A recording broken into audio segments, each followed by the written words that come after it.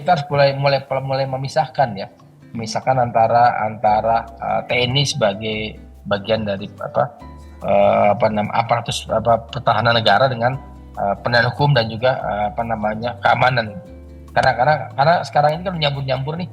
TNI ada juga di MA, ada di kejaksaan dan sebagainya. Saya kira supaya kemudian kita nanti ke depan ukurannya jelas.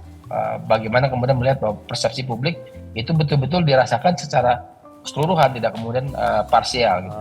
Dari survei yang kami lakukan gitu, ternyata 58% responden itu menilai penegakan hukum nasional kita itu masih biasa-biasa saja.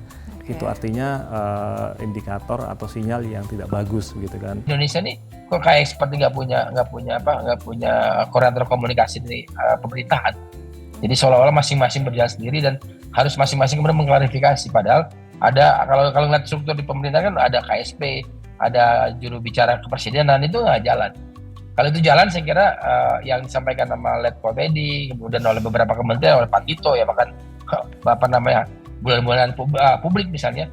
Karena apa? Karena seringkali kemudian tidak seirama.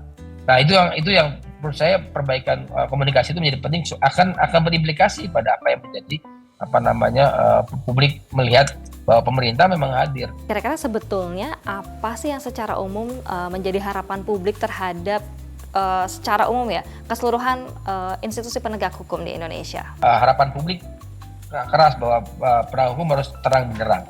Jadi kalau tiba-tiba misalnya orang mohon maaf diancam, ditekan,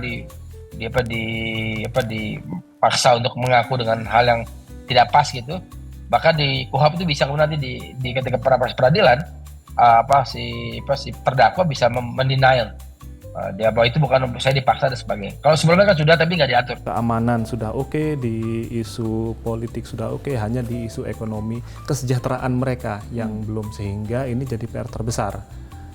Karena kalau kita lihat bahwasanya mayoritas atau responden masih optimis bahwasanya ada perbaikan. Artinya bekal optimisme itu perlu dijadikan bahan bakar buat pemerintah untuk meningkatkan optimisme itu jadi kondisi yang lebih meningkat.